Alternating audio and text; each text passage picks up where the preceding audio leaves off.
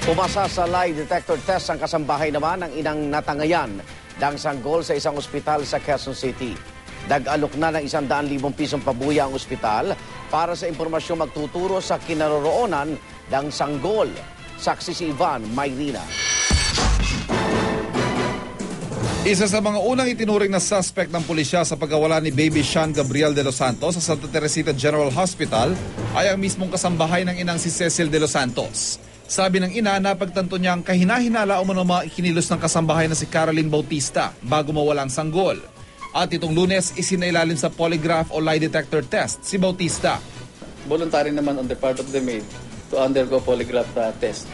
For 2 days, it was undertaken to her last, I believe that's 10 and 11 September.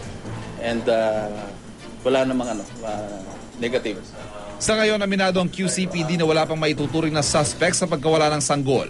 Wala pa rin nasampahan ng reklamo kaugnay ng insidente. Ang tanging konkretong development, ang pagpapalit ng security agency na nagbabantay sa ospital. Kaya naman ang pamunuan ng Santa Teresita General Hospital, nag-alok na ng pabuyang 100,000 piso para sa sino man makapagbibigay ng impormasyon kaugnay ng nawawalang sanggol para sa mabilis na ikalulutas ng kaso.